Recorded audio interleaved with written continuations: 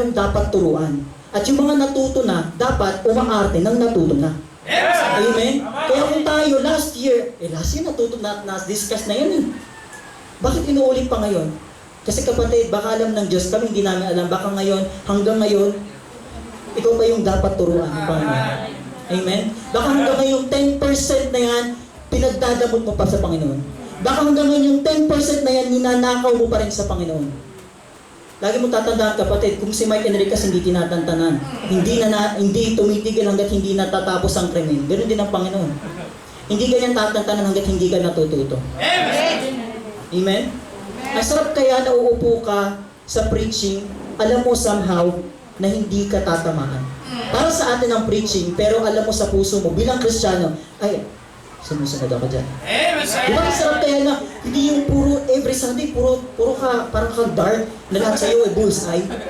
Kapangit kaya nung ganun. Ibig sabihin, wala tayong pinatutungan, wala tayong kinatatandaan.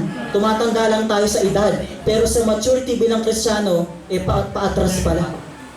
Amen? Kaya bilang mga naunang mananampalataya, mga sinaunang mananampalataya, mga matatandang mananampalataya, dapat tayo nakikitaan ng mabuting patutuo. Amen? Kaya tinuturo yan ng Biblia. Hindi sumasabay pa tayo sa mga bago. Sabi may mga open na bago, baka sabay ka pa palang na-open. Nakakahiya naman kapatid, inform mo naman kami. Na yung ini-expect na masasaktan ay yung mga bago dahil bagong, kumbaga yung mga bagong mananampalataya, mauunawaan pa eh. Kasi bago sa kanila. Meron silang mga kinasanayan dati na ibinabago natin sa kanila. Mahirap. Pero yung dati, tinuro na sa'yo hanggang ngayon eh, nasasaktan ka pa kapatid.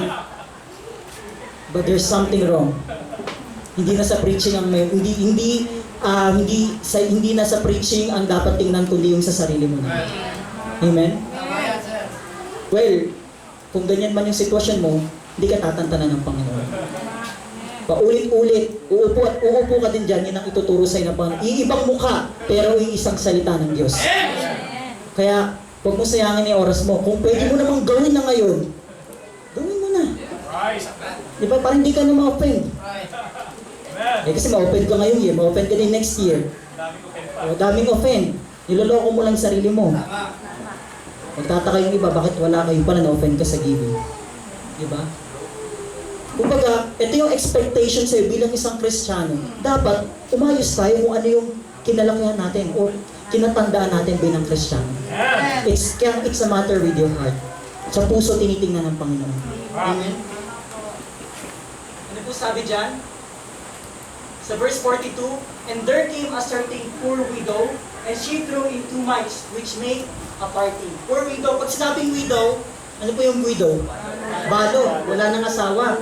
Diba? Poor widow, hindi lang widow, poor widow, ibig sabihin mahirap. Dahil iba pa rin yung meron kang katuwang. Diba? Iba pa rin yung meron kang katuwang. At itong widow na to, maaring poor siya, dahil wala na yung kanyang partner in life, wala na nagpo-provide, kasi iba pa rin yung pinoprovide ng partner ng lalaki. Dahil yun ang nakadesign niya sa kanila. Nakadesign niya sa mga kalalakihan. Ngayon, itong poor widow na to, kaya siya tinawag na poor widow, yung resources niya, hindi na ganun enough. Right. Amen? Pero sabi dyan, and she threw in 2 mites which made a farthing. Pag sinabi pong farthing, sinuunang monetary coin kasi siya sa Western. So ibig sabihin, kasi sabi ko dyan sa verse 41, may mga nag-offering mayayaman. Ibig sabihin, 2 mites lang binigay niya, which make a farthing, pinaka-maliit na amount yung naibigay niya. Right. But, is it with the amount? Sa amount ba tinitingnan ng Panginoon? Kung tutusin poor widow, pwedeng excuse na siya. Right. Diba? Pero hindi eh. Naging faithful pa rin tong babae na to, na ibinigay niya yung kanyang tithes and offering. Ibig sabihin, number 1, hindi hadlang ang kahirapan para ikaw ay mag-tithes and offering. Hindi mo pwedeng sabihin na, mahirap lang po kami, ito lang po yung trabaho ng asawa ko, ito lang po yung pinagkakakitaan namin. Kapatid, kapag ganyan dahilan mo, every year or every day, hindi ka uunlad. Hindi ka yayaman. Kung yung poor widow nga walang asawa, walang katuwang, pero nagbigay sa Panginoon. Hirap na to kung tutusin, kapatid, literal, physical, hirap na to. Pero nagbigay. Ibig sabihin, alam niya sa sarili niya na yung ginagawa niya, may ibabalik ang Panginoon. Amen? 2 mites lang po ito, which make a parting. Least possible amount, ibig sabihin po ng parting. Ibig sabihin, compared, in-observe ng Panginoon Ibig sabihin, nakita ng Panginoon na yung mga nagtatites and offering, malalaking ibinibigay. Ngayon, itong poor widow, nung time na turn ng poor widow woman, 2 mites lang yung ibinigay niya. Pero ang tanong, yun ba yung dapat nang i-consider? Sabi po sa verse 43, nagsalita po ang Panginoon. Verse 43, ang sabi po, and he called unto him his disciples. Na wag niya po yung mga alagad niya kasi nakikinig po sa kanya. Said unto them, verily I say unto you, that this poor widow hath cast more in than all they which have cast into the treasury. Bakit po? Ito po yan. So verse 44, for all they did cast in of their abundance, but she of her want did cast in all that she had, even all her living. Amen? Kumbaga kapatid, itong poor widow, ibinigay niya na pala yung buo na meron siya. Pero yung iba na nagbigay, sobra lang nila. Dahil nga mayayaman, ibinigay nila yung sobra nila. Pero itong poor widow woman, it's not an excuse for her na hindi siya magbibigay. Nagbigay siya. Kaya ano po, sino po ang mas kinalugdan ng Panginoon? Yung poor widow woman. Ano po bang characteristics kapatid ng poor widow? Pag sinabi pong poor widow, ano po ibig sabihin ng poor widow? Di ba unable na to makapag-provide ng kilala niyo po si Naomi? Di ba naging widow din si Naomi? Ano yung pinagkakakitaan niya nung binan nila? Yung binan niya? Namumulot lang sila ng mga trigo, di ba? Yung mga pinagputulan. Yung mga naiwan, pinagpaalam pa nila yon.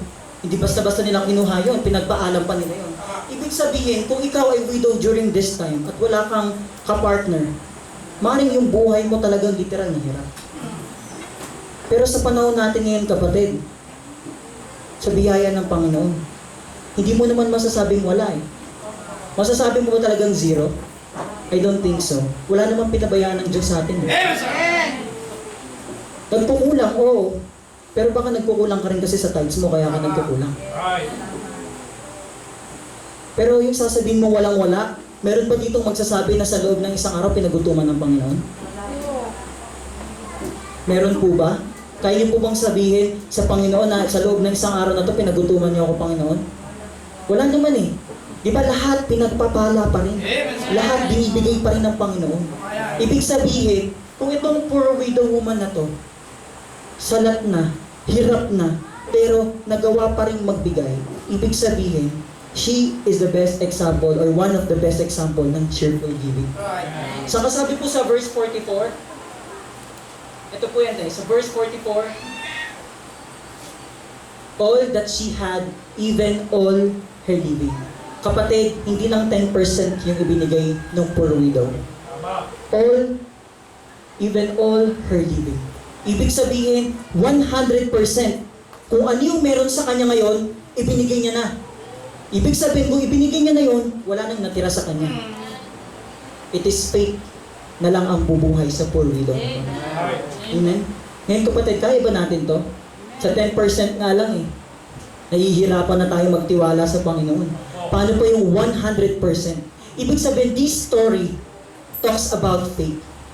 Pagdating sa cheerful giving, kailangan mo kapatid ng pananampalataya. Pagtitiwala sa Panginoon. Full with joyfulness, giving with joyfulness, and full trusting to the Lord. Na alam mo, itong ibinigay ko, mawawalan ako physical, literal. Pero ibabalik yan ng Panginoon sa akin. Ganun yung naranasan ng poor widow na to. Literal na 100%, ayan po sinabi sa Biblia, all that she had, lahat ng meron siya, lahat ng kinabubuhay niya, ibinigay niya na. So ibig sabihin, yung kinabubuhay ng babae niya, 2 mites na lang. Yun na lang yung meron siya Pero hindi naging excuse yung kalagayan niya para hindi siya mag-tithes and offering. Kaya kapatid, kung sinasabi mong mahirap ang buhay, it's not an excuse. Sinasabi sa iyo ngayon ng Panginoon, that's not an excuse. Sasabihin mong hirap sa buhay, that's not an excuse. Ito, mag-isa nga lang Kayo pa kaya na isang pamilya. It's a matter of faith. It's a matter of faithfulness to the Lord. Pagtitiwala sa Panginoon, na kahit mawawalan ka, alam mo sa biyaya ng Panginoon, ibabalik yan ng Diyos. Paano ka magkakaroon, kapatid, kung hanggang ngayon nakaganyan tayo? Paano tayo, masasabi ba lang natin na may pagtitiwala tayo sa Panginoon dahil meron pa tayong hawak? Minsan kapatid, inaadya ng Panginoon na mawalan tayo para maranasan natin na magtiwala sa Kanya. Amen. Na yung ganyan natin, magkakaroon at magkakaroon. Kasi kapatid, kung lagi kang meron, baka makalimutan mo ang Diyos. Baka kalimutan mo mag-pray. Kasi alam mo may dudukutin ka eh. Pero kung alam mong wala, baka hindi lang 5 beses manalangin sa Panginoon ng isang Kristiyano. Minsan yan pa kasing nagiging dahilan para makalimutan ng Diyos. Kaya kapatid, be wise. Kailangan mo maging matalino pag may pera ka. Pagka dumating sa'yo, yung sahod mo, o meron kang naging resources, get the 10% immediately. Itabi mo agad. Wala pong excuse to, lahat, kahit estudyante, para po sa atin to. Amen? So, second point po, God is not looking with the amount, but with the portion of your giving. Amen? Sige po. Meron po kasing 3 Kristiyano. Itong 3 Kristiyano po na to, nag-tithes po sila. Nag-tithes and offering. Yung tithes ng unang Kristiyano, si Kristiyano A, 2 million. Malaki-laki po sa'yo. 2 million na to. Okay? Yung pangalawang Kristiyano, ang tithes niya, 500,000. Medyo malalaki na yan. Wala pa ata. Kung na-experience sa pagbibilang dito po sa akin, wala pa po kami ito pa lang po kami. Yung pangatlo, ang kanyang tithes, 1,500. Pag tinignan po natin yung amount, yung figure, sino po pwede nating sabihin faithful sa giving? Yung una, pwede nating sabihin yung una, 2 million yan eh. Baka kapatid, hindi bihira ang bigay ng 2 million. 1,000 nga lang, pinagdadamot pa sa Panginoon eh. 100 nga lang eh. 2 million pa kaya ako, faithful si Kristiyano eh, no? Pwedeng faithful. Kung amount ang titingnan kapatid, pwedeng faithful to. Pwede naman lahat faithful sir, di ba? Dahil pag tayo nagta-tithes and offering, hindi naman natin batid kung anong wala naman sa amin yung payroll nyo, wala naman sa amin yung payslip nyo. Di ba? So hindi namin alam. Tanging Diyos lang yung nakakaalam kung nagiging tapat tayo sa Panginoon. Right! Pagbibigay. Right! Okay? So si Kristiyano A, maaaring sa tingin ng iba faithful to, 2 million to kapatid, hindi to Basta-basta. Kahit tumaya ako, hindi ko alam kung tatamaan ko yung 2 million na yan. Kahit hindi alam ni Pastor na tumaya ako, baka hindi ko kasi ma-pray request eh. 500,000, malaki-laki pa yan. Sa sitwasyon natin ngayon, 500,000. Yung 1.5, ayan, kaya pa. Kahit si Sir Jaime, kayang-kaya yan. Amen? But after a while, nung tinignan yung income, ito pa lang si Kristiyano A, ang kanyang palang kinikita, sabihin po natin sa isa loob ng isang buwan, 50 million. Si Kristiyano B, ang kinikita niya pala, 10 million. At itong si Kristiyano C, ang kinikita niya lang pala sa isang buwan ay 3,000. See, you can see the illustration, church. Kung amount lang yung titingnan natin, pwede tayong malinlang. But it's not the amount. Hindi amount ang tinitingnan ng Panginoon. But it is the portion of your giving. Anong sabi ng Panginoon? Yung mas kinalugdan, cast more in. Yung 2 mites, kapatid. Ang daming mayayamang dumaan ng bigay. Higit sa 2 mites na binigay ng poor widow woman. Pero mas nirecognize ng Panginoon na ito, binigay niya 100% ng kung anong meron siya. Sir Paulo, anong percentage niyan? Nangaling, sir. 3 lang yan, sir. Number 1, ano pong kailangan nating ibigay sa Panginoon? Ilang percent po? 10%. So, kung 2 million, 5 million. 4% lang Yung binigay niya. Naging faithful ba? No! Kulang eh. Kulang ng 6 million. Sabi ng mga kapitbayan, million na pinag-uusapan natin dito. Pangalawa, ilang percent lang yung binigay?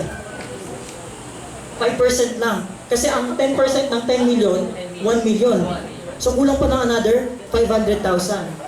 Pero itong 1,500, 3,000, ilang percent to? 50%. See church, it is not the amount. Kung titingnan mo yung amount, literal na amount, madadaya ka. Diba, faithful na ako, 2 million itong bibigay ko sa Panginoon. Pero yung ba ang sinasabi ng Panginoon? Yan ba yung nire-require sa'yo ng Panginoon? No. But it is the portion of your giving. Kaya nga yung poor widow woman, ang sabi po ng Panginoon, all that she had, even all her living.